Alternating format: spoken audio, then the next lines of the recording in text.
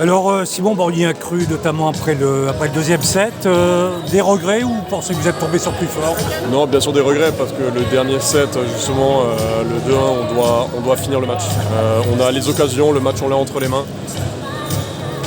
Je vais pas dire on doit jamais le perdre parce que contre une équipe comme ça qui met de la pression constamment, c'est toujours compliqué de garder le rythme, mais c'est des petites fautes un peu bêtes, 3 services de suite, ce genre de bêtises qu'on a fait qui nous a un peu coûté ce set là.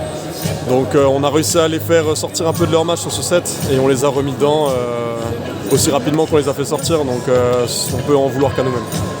Donc c'est un petit peu, je dirais, c'est un peu le métier qui rentre, c'est l'expérience européenne qui va vous apporter beaucoup, quoi. Totalement, pour beaucoup de joueurs c'était la première fois qu'ils jouaient ce genre de match et d'autres justement ils avaient l'habitude et ça c'est du soir, donc c'est frustrant, c'est sûr. Ce genre de match, il ne faut pas leur donner les clés faut pas donner le bâton pour se faire battre entre guillemets et on apprendra, c'est sûr. Ça va nous servir pour le championnat forcément parce que ce genre d'intensité, on a montré qu'on jouait très bien à beaucoup de moments et sur une grande longévité, donc ça va nous servir et on va l'utiliser pour le championnat et pour la Coupe de France. Alors, quelle impression ça fait de jouer contre ce qui est le meilleur joueur du monde avec Capet, donc Wilfredo León? C'est sûr quand on y pense, c'est incroyable d'avoir la chance de jouer contre ce genre de joueur. Après je suis pas quelqu'un qui me met beaucoup la pression sur ce genre de choses et je pense que la plupart des gars c'est pareil. Quand on arrive dans un match, on y pense peut-être avant, après, mais sur le moment, on veut juste gagner et c'est tout ce qu'on a en tête et c'est ce qu'on a essayé de faire et malheureusement, ils ont été meilleurs sur ça. Donc quelques jours de repos quand même, parce que vous allez rejouer très vite en Liga le match du Boxing Day contre 7.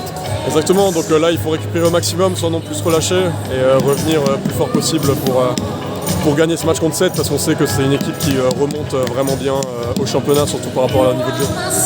En tout cas, là maintenant vous allez pouvoir vous consacrer totalement au championnat.